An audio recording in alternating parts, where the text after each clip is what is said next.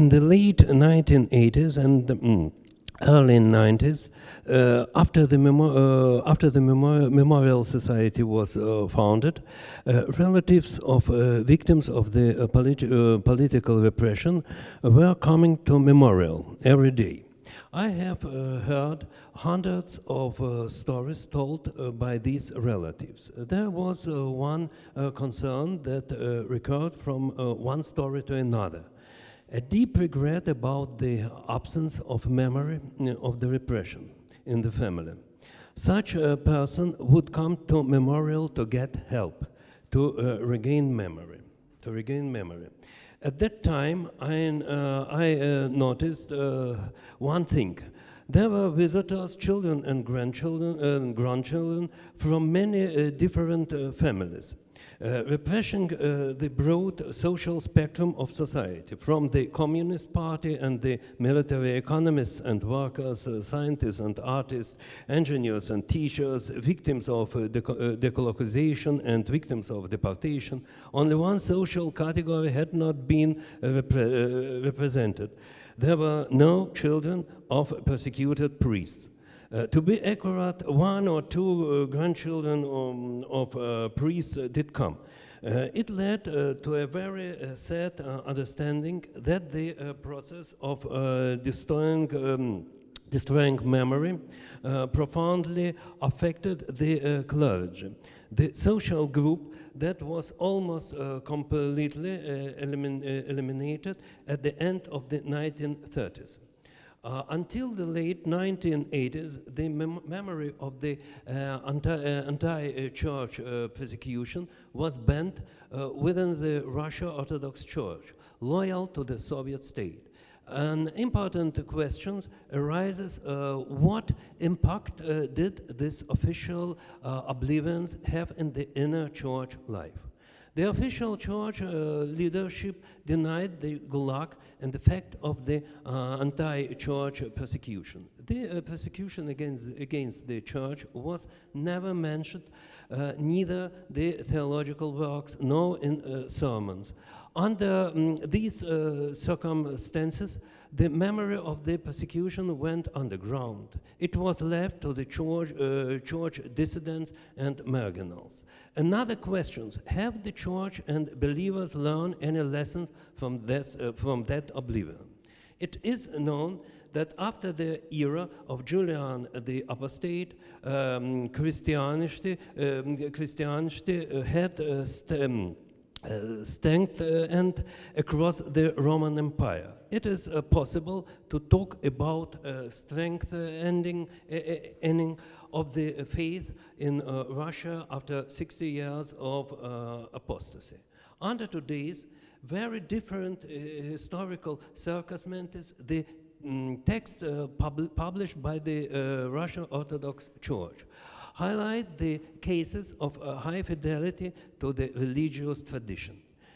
These texts tell about the continuous parish life and relief stories when the church relics were rescued from the ruined churches by parishioners. Such stories are meant to testify about the continuity of the religious life, including the generational continuity among believers.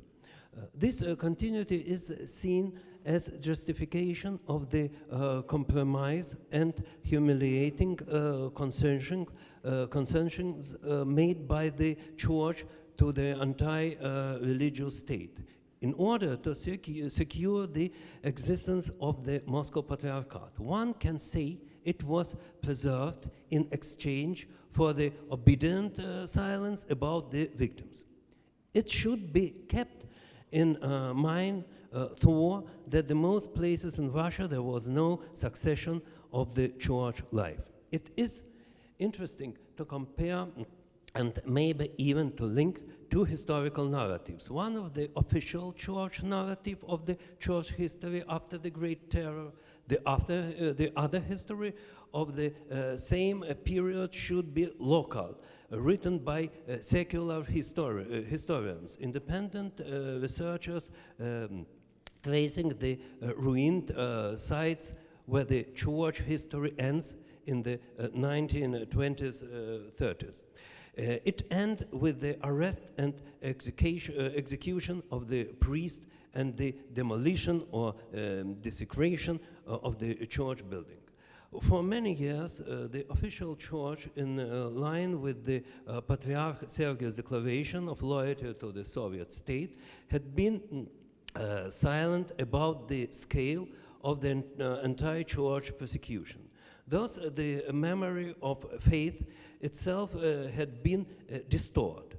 The stories of early Christians who sacrificed themselves for the sake of faith affected people enormously and inspired many more to follow the Christian faith. The silence about the victims of Soviet Russia led to the exact opposite. The number of believers had been constantly decreasing. I would like to tell about the research papers written by the high school students that addressed the anti-church persecution in the USSR.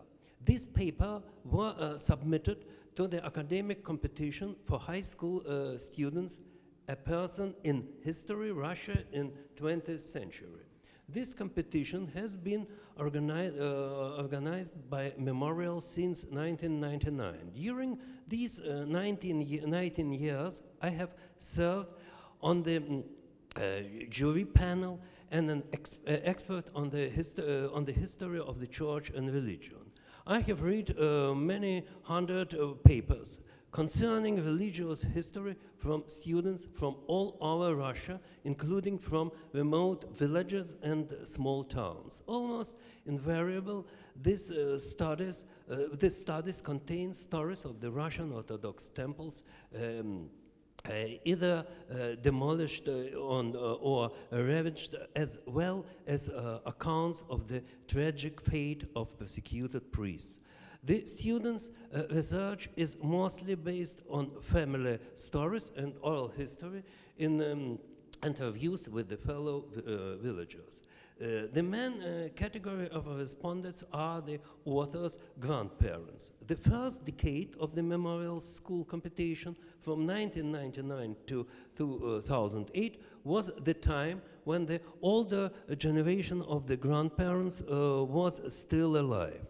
Those grandmothers and grandfathers who were eyewitnesses of the anti-church persecution. They could provide personal testimonials of how the churches were demolished and looted in the 1930s.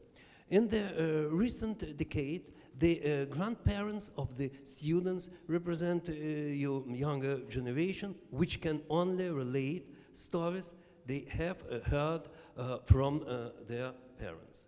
There are certain characteristics in many of the papers that merit further investigation. Among such common features is the very limited information regarding the actual consequences of the church demolition. I would like to underline that the demolition of the church is a village could never happen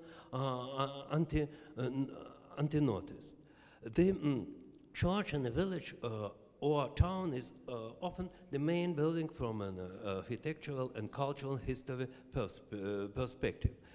However, in these recollections, there are no personal reflections on the disappearance of an epitome of life in the village. Reading these witnesses' accounts, one is surprised by how impersonal they are.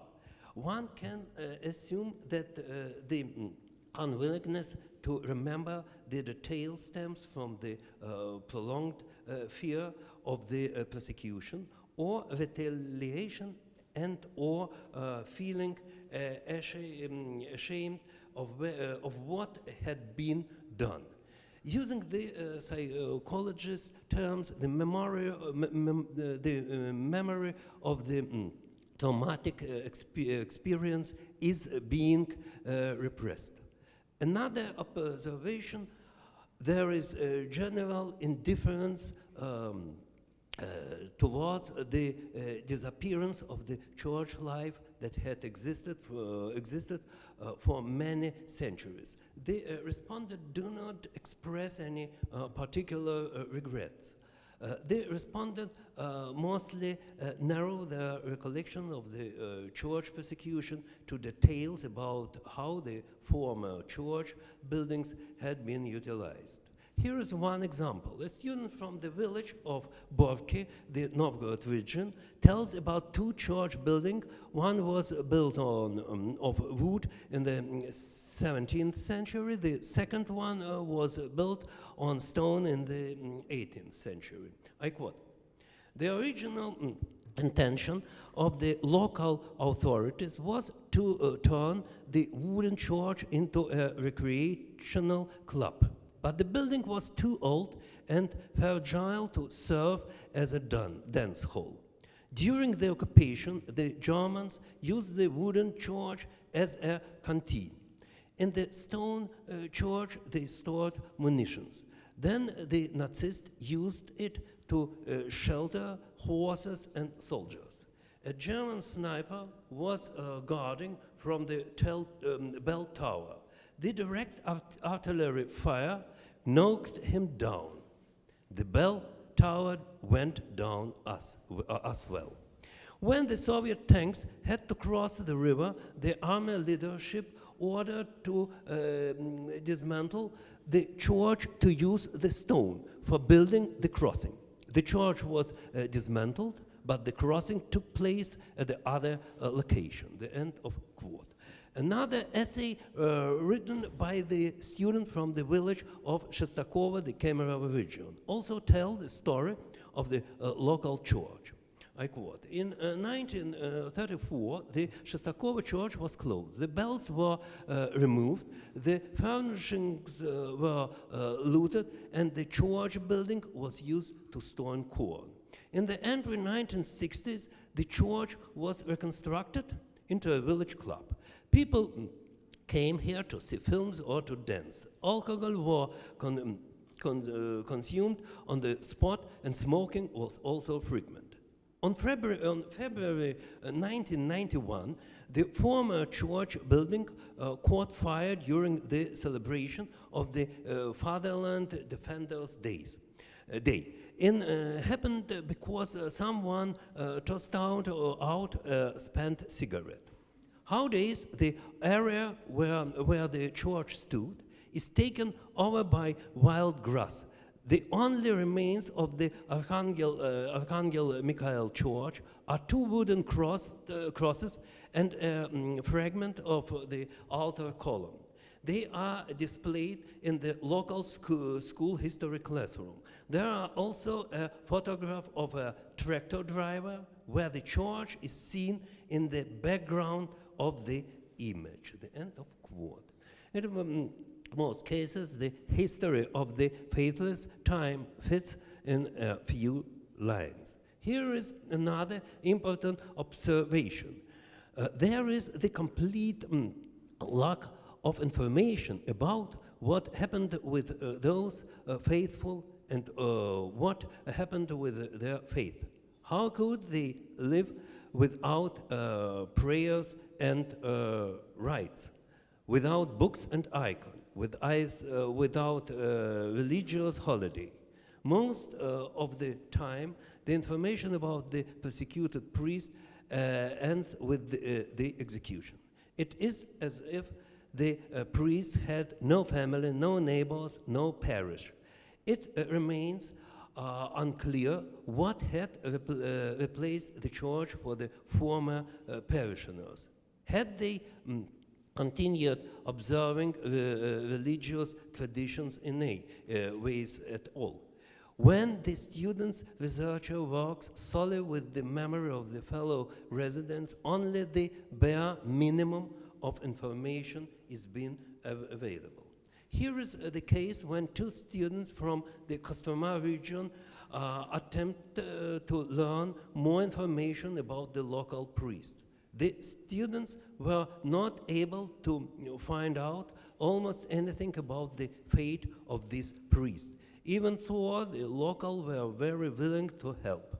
The only thing the local residents remembered was the fact that the local priest, Father Vasily, was a decent and well-educated man and was arrested in the 1830s. These students tried to learn about another priest who disappeared in the years of the entire church persecution. They talked to that priest's daughter. She said, "I never told my children anything about my father. I concealed it. And then in 1989, I received a notification document." End of quote. This presentation discusses work by the authors who found themselves in the information vacuum. In fact, it is the case with the majority of the work submitted to the completion. Neither students, parents, no teachers or neighbors, or even local priests could tell anything about what happened to those faithful after the church life ceased to exist in their places. It is quite revealing that the older generation does not seem to understand how outraged this 50 or 60 years long gap in memory is. The students simply reflect this vacuum in their works. The vacuum could be filled in. On one hand, with the testimonies about apostates and accomplices in the destruction of churches. On the other hand, with the stories about the secret religious life and the preservation of the religious tradition by the faithful. It is non-existence of the letter that many of the students' papers testify to. However, there are some rare works that reveal terrifying details of persecution. The author were fortunate to find the respondents who do remember. Here is one such example. The story was submitted by students from the village of Ukrainka, the Omsk region. I quote, "In the end of the 1931, it was announced that citizen Medvedev was to be exiled, the last priest in the history of our village. Medvedev was married and had children. After the pronouncement was made, his family was given a chance to escape his fate. For that to happen, Medvedev's wife was to renounce her husband openly in the local newspaper Znamya, the flag. The family had no choice but to oblige. The priest Innocenty Medvedev was exiled. His family was left alone. Currently, the second generation of his family resides in Ukrainka. The last thing they heard about Medvedev is that he had fought the great patriotic war." The end of quote. The following example describes the demolition and looting of the church. I quote, "The cross was the first to be knocked down. All the icons were removed. The remaining vestments were sites by the residents who used them for personal needs. One of the peasants turned the religious garment into trousers, which had on the back a large image of the cross made of gold cloth." The end of quote. Now the key questions: what is the memory of persecution against the church? Is it only the story of arrests, execution, and destruction? Should this memory also include the events that followed the repression? The questions of preserving the memory of persecution of the church is a part of a wider issue of preserving the memory of the Soviet time repressions, the memory of Gulag. This memory was deeply concealed by the overwhelming majority of the Soviet population. It was in the dormant state, so to say. As a result, in many cases, this memory had faded away. During Perestroika and the subsequent years, the information about the persecution in Gulag had resurfaced. Yet, for most people, this information seemed irrelevant, did not concern them personally. It was a summary of general fact. Somebody arrested, tortured and executed people. Somebody else discredited and looted churches. The memory has been replaced by the summarized information. There is no places in it for feeling the burden of personal responsibility or personal complicity in the crimes committed by the state, including the crimes against the faith. Let's go back to the high school students and the memorials competitions. Over the last several years, a number of papers dealing with the church history has decreased by half. There are some natural reasons, including the aging of the potential respondents who may remember the times of persecutions. Many have died, but it is also due to the unwillingness to the succeeding generation to remember the faithless time. For example, I have never read a single student essay that referred to a local priest who has helped this student to clarify the vacuum about the time between the destruction and the rebuilding of the church. To summarize, author, the theme of the memorial competition suggests the time frame of the whole 20th century. The majority of the students' papers in the religious persecution have a chronological gap from the mid-1930s to the late 1980s. The researchers are unable to trace any evidence in of the religious life during that period. In many cases, the collective memory does not even preserve that name of the last local priest.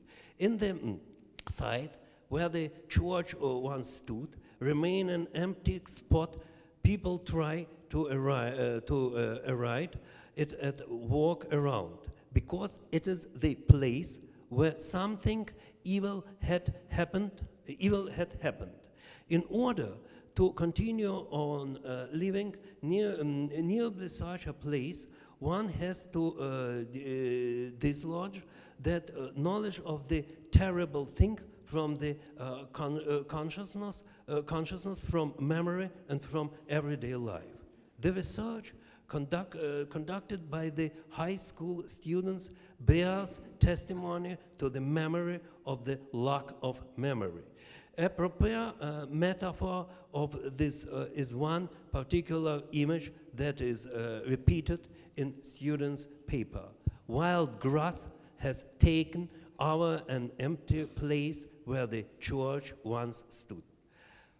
The history of Russia's 20th century religious life presents the image of the successive oblivion. First instance occurred in the 1920s and 30s when the majority of Russian citizens renounced their religious traditions. Later in several decades have been marked by the efforts to forget the cruel persecution of the clergy. Still later, Yes, 1 minute. 1 minute, yes. 1 minute, only 1 minute. 1 minute. Still later, there is a desire to forget the half-century of the faithless rule. Rule. Every time excuses for the absence of memory are found by those infected by the virus of oblivion. The following quote is a classic example of such self-excuses. I am concluding the presentation with a quote from the recollections by Lydia Nikolaevna Burtseva, as cited in the paper submitted by a student from a town of Lihoslavl, the Tver region. I quote, in 1958, the Communist Party anointed me the head of the Lihoslavl hatchery, which was long before my arrival stationed at a church building. No icons of other church furnishings remained there. Before housing the hatchery, the church building was turned into a club. And before that, I remember people parachuting from the bell tower. Working at a hatchery, it never occurred to us that we were growing chicks in the house of Lord. It is only now, when I go to church, I ask myself in amaze, how could we work like this? But at that time, we were very proud that our products were supplied to the Kremlin, to the tables of the Politburo members. The end of presentation.